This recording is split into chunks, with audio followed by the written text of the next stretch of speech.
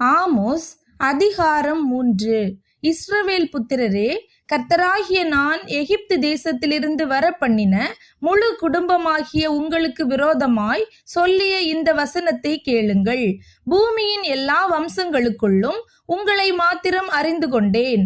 ஆகையால் உங்களுடைய எல்லா அக்கிரமங்களின் நிமித்தமும் உங்களை தண்டிப்பேன்.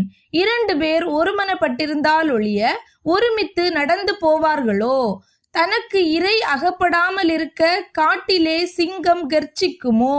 இரை பிடியாமல் இருக்கும்போது பாலசிங்கம் தன் கெபியிலிருந்து சத்தமிடுமோ? குருவிக்கு தரையிலே சுருக்கு போடப்படாதிருந்தால் அது கண்ணியில் அகப்படுமோ? ஒன்றும் படாதிருக்கையில் கண்ணி தரையிலிருந்து எடுக்கப்படுமோ? ஊரில் எக்காளம் ஊதினால் ஜனங்கள் கலங்காதிருப்பார்களோ? கர்த்தருடைய செயல் இல்லாமல் ஊரில் தீங்கு உண்டாகுமோ? கர்த்தராகிய ஆண்டவர் தீர்க்கதரிசிகளாகிய தம்முடைய ஊழியக்காரருக்கு தமது இரகசியத்தை வெளிப்படுத்தாமல் ஒரு காரியத்தையும் செய்யார்.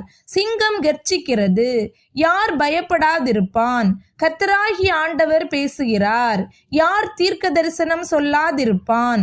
நீங்கள் சமாரியாவின் பர்வதங்களில் வந்து கூடி அதன் நடுவில் நடக்கிற பெரிய கலகங்களையும் அதற்குள் செய்யப்படுகிற இடுக்கண்களையும் பாருங்கள் என்று அஸ்தோத்தின் அரமனைகள் மேலும் எகிப்து தேசத்தின் அரமனைகள் மேலும் கூறுங்கள். அவர்கள் செம்மையானதை செய்ய அறியாமல் தங்கள் அரமனைகளில் கொடுமையையும் கொள்ளையையும் குவித்து கொள்ளுகிறார்கள் என்று கர்த்தர் சொல்லுகிறார். ஆகையால் சத்துரு வந்து தேசத்தை சூழ்ந்து கொண்டு உன் பலத்தை உன்னிலிருந்து அற்றுப்போக பண்ணுவான். அப்பொழுது உன் அரமனைகள் கொள்ளையிடப்படும் என்று கர்த்தராகிய ஆண்டவர் சொல்லுகிறார்.